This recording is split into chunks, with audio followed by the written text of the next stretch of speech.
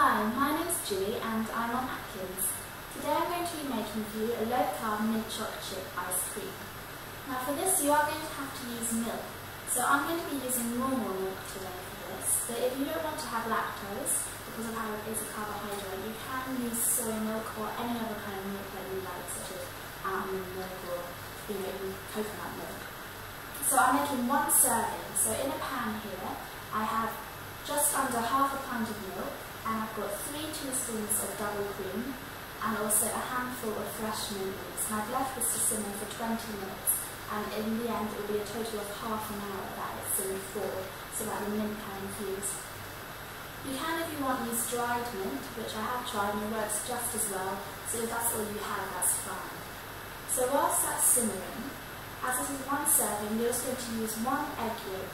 So you can, if you want, use the whole egg, but it just happens that I have an egg yolk left over from yesterday when I made a meringue, and the white doesn't really make much difference to this. So you take an egg yolk, and to that you're going to add your Splenda. So you add as much as you want, depending on how sweet you want it. I tend to add just a few tablespoons.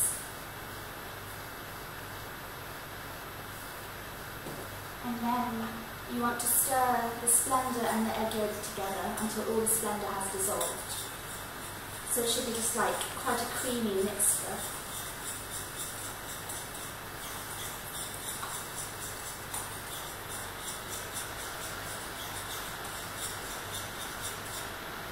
Lovely.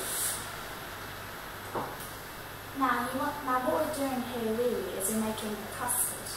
So we're going to have to temper the egg, because otherwise if you just put this egg directly into your pan of milk, you're going to end up with almost a scrambled egg kind of consistency, and you don't want that. You don't want to be able to taste the egg, you just want smooth and no lumps. So what you're going to have to do is you just take 1 spoonful, I've got a big spoon, 1 spoonful of your milk mixture,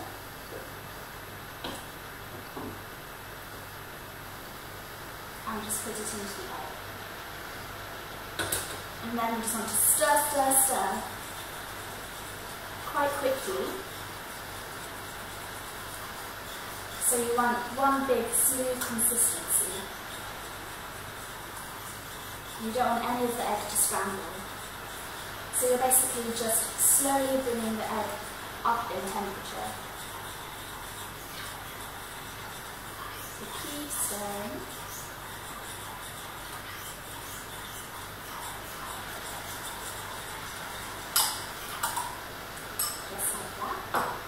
And then you want to do this again. So take another spoonful of milk, without taking the mint, just leave the mint in the pan, and put that in. And then stir again.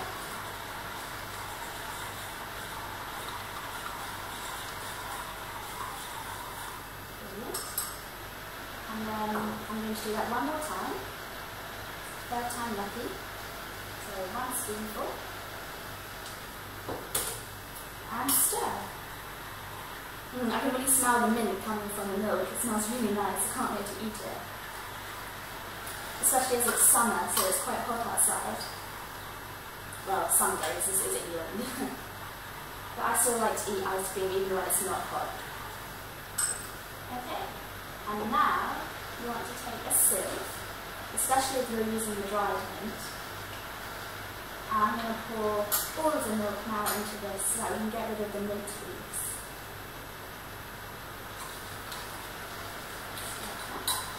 Give it a good shake. Put it up on heat. And now you want to squeeze the mint leaves down so you can get as much of the mint flavour out of them as possible.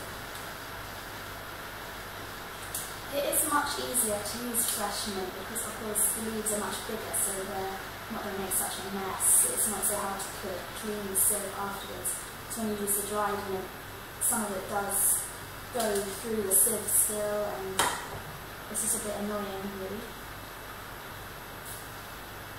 Okay.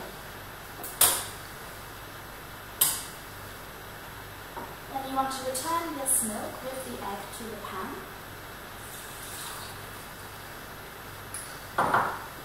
And keep stirring. It's really important that you do keep stirring because you don't want the egg to scramble.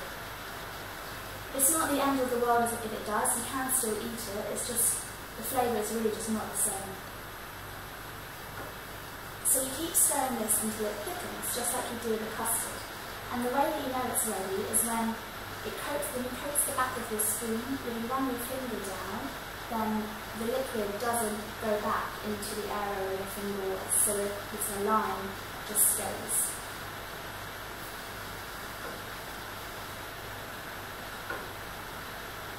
So you just keep stirring. So you don't want any of the milk to stick to the bottom of the pan, and you want to make sure that you keep scraping the milk from the sides of the pan.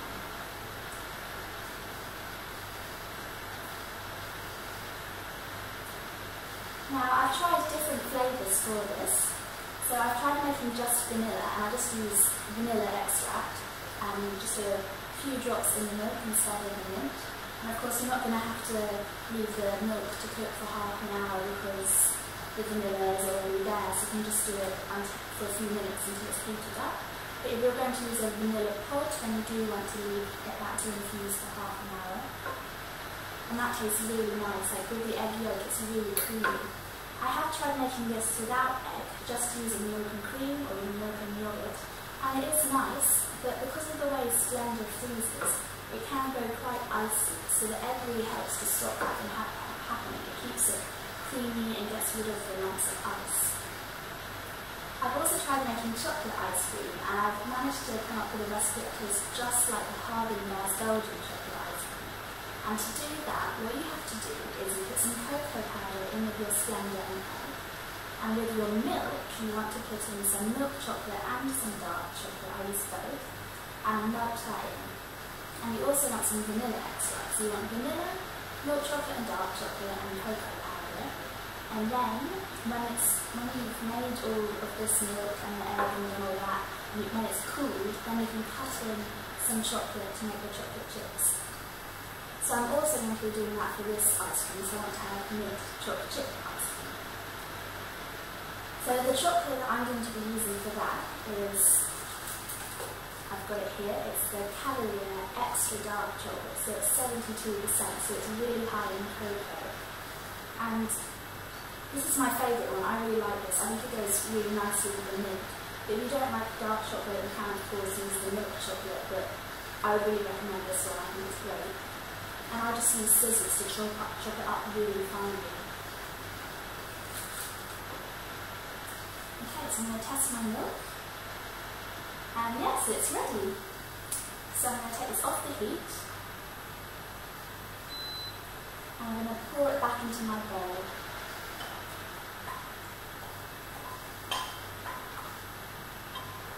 Lovely. Now with this, you want to leave it to cool at room temperature until it gets to room temperature, and then you're going to put it in the fridge. Now the longer you leave it in the fridge, the better. Some people say you have to do it for about 8 hours. I tend to do it just until it's cold because I can't wait that long. I want the ice cream way sooner than that. So as soon as it is cold, then you can cut in your chocolate. Then once that's done, once you've got the cold ice cream mixed with the chocolate in it, you can then put it in your ice cream maker, which I have here. So I'm lucky enough to have one of these, but if you don't, you can do it in a freezer.